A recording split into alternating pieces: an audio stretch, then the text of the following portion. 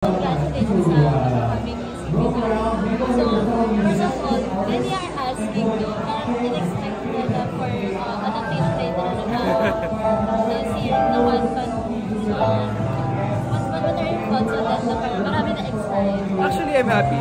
And ano ko naman to ginawa ko talaga tong project na to para lang makapagbigay na saya and of course, yung nostalgia sa lahat ng mga fans na I love since 1992. First ko na co-produce to na project na malaki. So I really put all the efforts para lang mapasaya lahat ng mga binibini at ginawa. And I'm happy kasi nagte-trending na siya for the past week. And ngayon, #1 siya na most viewed na music video sa Star Music na recent uploads. So I'm happy na madami tumatapin. Agad ba nag-yes si Janela for this project? Yes, actually no nag-reunite kami for a cover and a vlog. Napag-usapan na namin na mag-music video and she said yes. And she's very happy naman to be Carmela. Of course. Walang, hindi siya mag-exist na hindi kayo yung talaga perfect pair doon. Alam mo talagang tinrabaho ko yan. Talagang yung The Farm Kinlowski yung deal para lang doon kami makapag-shoot and mga iba't ibang mga tao kinausap ko para lang mabuo to. So, nagbuo din ako ng production team. Ito talaga yung main namin na project for the year. If given the chance ma-push yung series, mag-i-yes ka kayo talaga? Yes. Actually, nag-usap na kami dyan sa vlog na naghihintay lang talaga kami. So, we don't know what will happen after this music. Bale, ma-produce mo din? Pwede! Actually, pagka talagang sobra kasing yung mga hopefulness ng mga fans na matuloy, why not, diba? Let's see. Pwede namin nagawa na paraan ng team na, I don't know, maybe bring in a producer or whatever. Sana, diba? Sure. And since super hands-on ka dito sa bagong project, ano yung mga pwede mo ma-share na parang extra effort mo na ginawa mo dito compared with others? Well, #1, first time ko talaga mag-conceptualize na ako din yung nag-co-produce. Ayun talaga, kaya talagang lahat ng stress, lahat ng...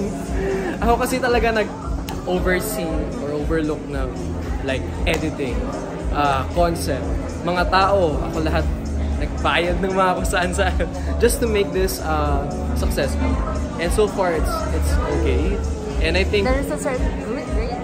Worth it, lahat na effort. And mali mo, more and more projects to come na co-produce ko din. And I don't know, sana lang magkaroon ng malaking blessing itong music video na. And also, ano yung so far nakita mong reaction na parang tumatak sa'yo? Madami kasi nagsasabi na naiiyak sila pagka nakikita nila, pero ang tumatak sa akin is madami nagsabi na masterpiece daw yung video. And for me, ang pinakamagandang na-receive ko na comment kasi I had so much pressure para sa akin na pagandahin ko. Dahil inspired siya by the book. So I don't want to disappoint the fans and us of course. Pag tinatawag na masterpiece, okay, nagawa namin ng maayos, maganda yung shots. Ibig sabihin yung budget na punta sa tamang mga areas. Have you read the book? I haven't. Pag tinatanong ako kung nabasa ko, hindi pa. Pero I've talked to many people, I know the summary. Kaya yung music video makikita nyo, may lawa ng luha, may puno ng mangga, tagpuan, everything na pwedeng ma-incorporate na kaya namin, ginawa namin for the music video. And ito na lang, ano sa palagay mo yung sabihin natin very quick lang yung naging partnership with Janela from the past? Yes. Pero ano sa palagay mo yung tumatak sa naging love team nyo na bakit hanggang ngayon, ano yung meron to na hinahanap-hanap pa rin ng mga fans? Okay. Ang like ko nakikita sa mga fans, talaga may chemistry. Sabi nga nung iba, physics So meron talaga sigurong ganun na kahit nga ako kasi nag-edit ng mga covers Pag nag-edit ako, kinikilig din ako Sabi ko, talaga palang ganun siya. It's a natural reaction ng body kapag talagang match yung energies ng dalawa. Compatible. So I think meron kami noon na hindi pilit. And your friendship? Yung friendship namin stays the same. We're good friends right now. Nag-bonding din kami sa The Farm kahit na paano. I met Jude for the first time. It was a fun day.